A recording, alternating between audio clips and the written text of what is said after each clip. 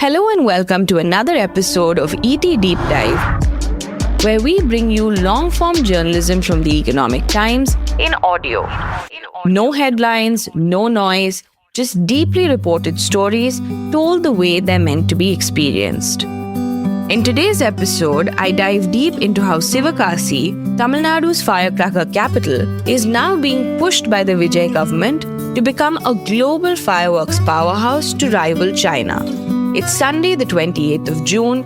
I'm your host, Rekhi, and you are listening to the Morning Brief from the Economic Times.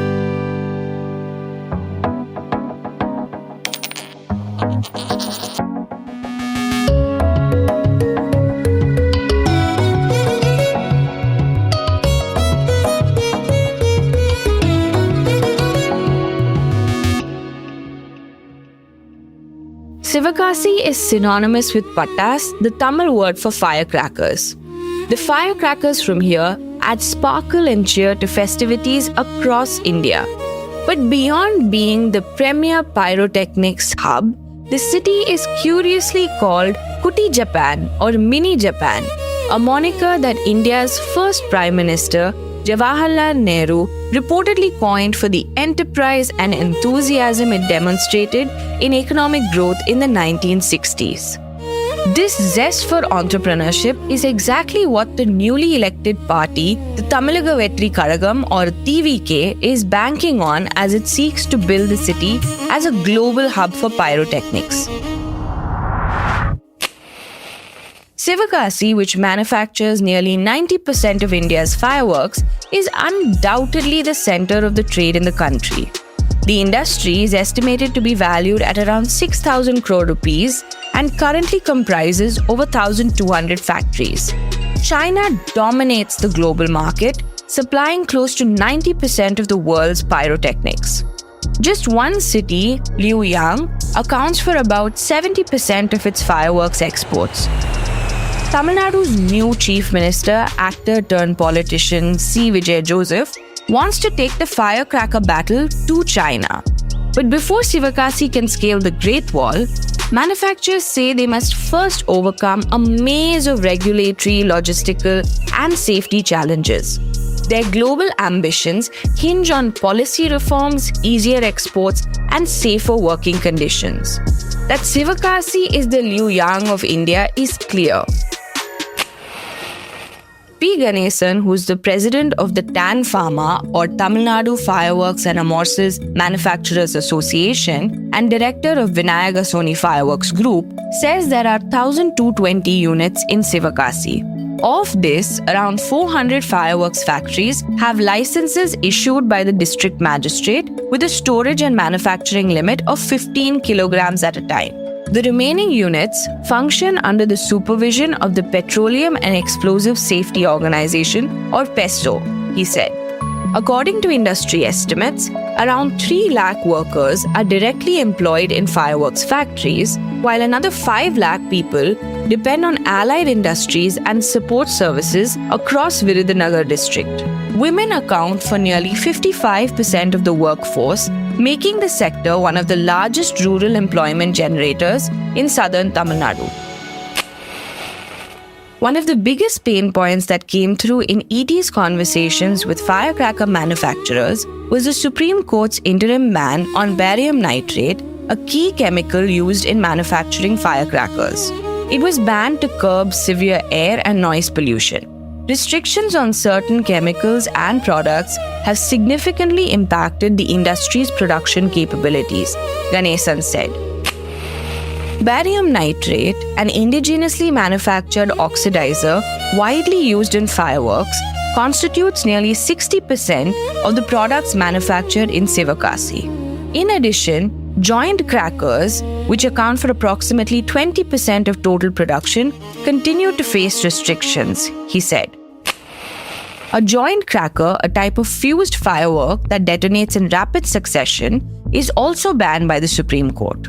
Together, these limitations effectively affect nearly 80% of our product portfolio. Any positive decision by the Supreme Court or the Government of India would provide major relief to the industry, he said.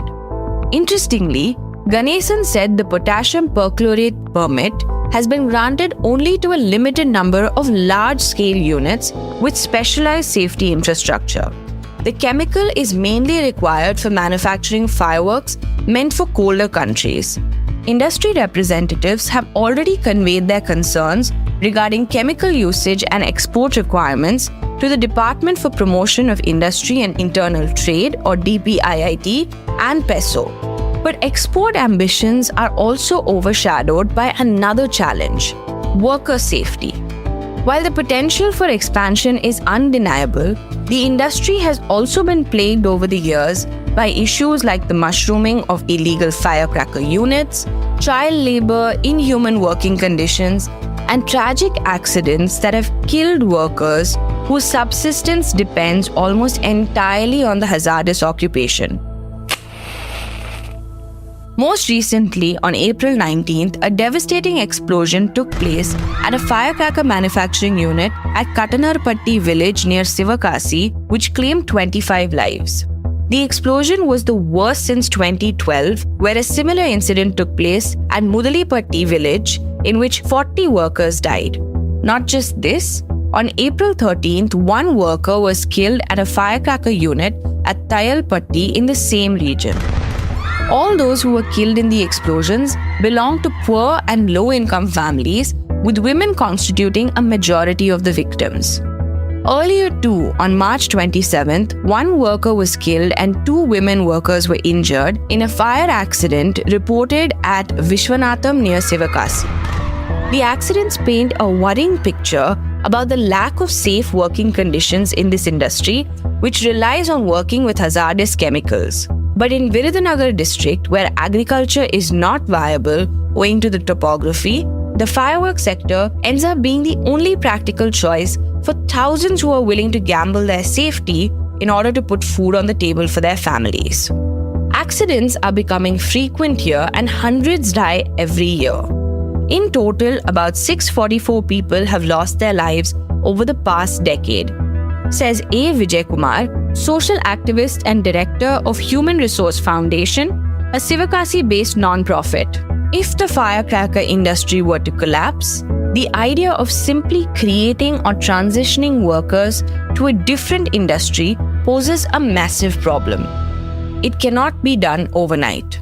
We need to protect the firecracker industry while ensuring that safety measures are strictly followed, he said. He also said the key will be to crack down on illegal units.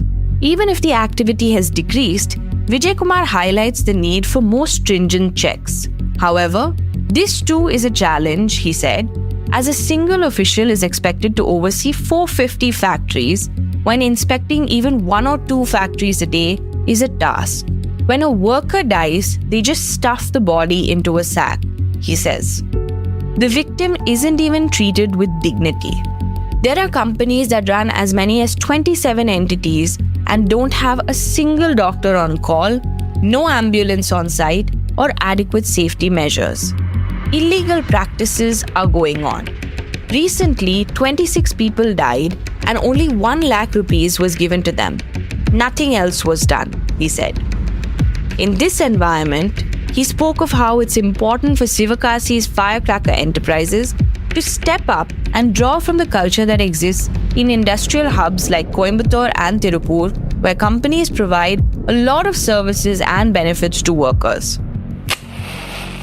Export challenges too remain another concern. The industry, which once exported substantial quantities of fireworks to several countries, has witnessed a sharp decline in overseas shipments over the past 2 decades. About 18 years ago, Indian fireworks exports were significant. Today, obtaining shipping containers and cargo space has become increasingly difficult as global shipping networks are dominated by Chinese exports. Small consignments from India often struggle to find transportation, Ganeshan explained. Another critical ask: reclassification of firecrackers as a white category industry. Firecrackers manufacturing and bulk storage facilities are categorized under the red category by the Tamil Nadu Pollution Control Board. industrial sectors in this category are required to obtain consent to establish or CTE and consent to operate or CTO from the concerned state PCB.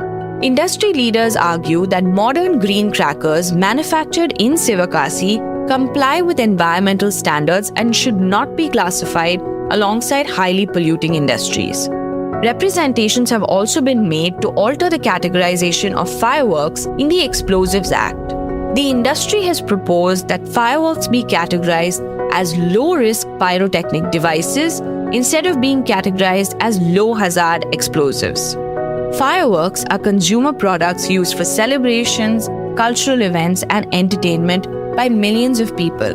The classification should reflect their actual end use and risk profile, Ganesan said. He added that representations on these issues have been submitted to the Government of India and discussions with various ministries and regulatory authorities are ongoing. He urged both the central and state governments to address these key policy issues affecting the century-old fireworks industry in order to promote the industry's growth, exports, and sustainability.